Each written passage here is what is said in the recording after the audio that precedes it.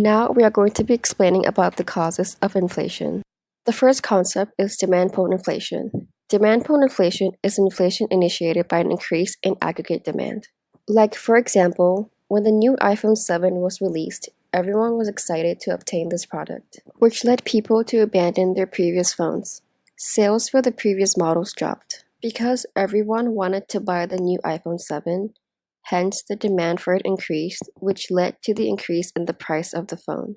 When the phones run out of stock, the iPhones are being resold on websites such as eBay, Amazon, and many more for a higher price due to high demand. Another example is when Hurricane Harvey was said to hit the US. It was said to be an extremely destructive Atlantic hurricane since Wilma 2005. Due to this, many people wanted to evacuate Florida or stock up goods for survival, especially goods such as water. Previously, a gallon of water was just $4.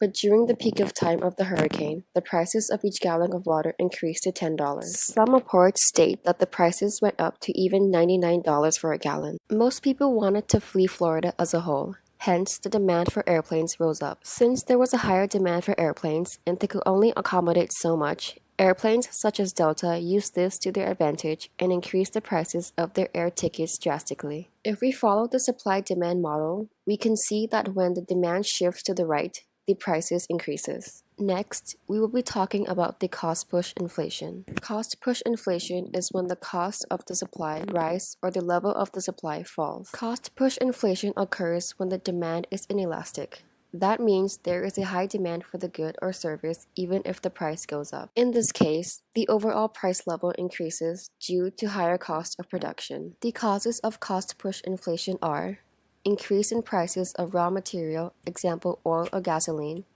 increase in labor wages, natural disasters, government regulation, and taxation. For example, let's look at gasoline. It is an inelastic good. This is because people cannot easily buy less gas no matter how high the price goes. So when the price of oil increases, which is considered as a raw material for shipping goods, the prices of these goods increase as well, such as fruits, vegetables, coffee, etc. The increase in the price of factors of production leads to a decreased supply of these goods while demand remains constant, which causes an increase in overall price level.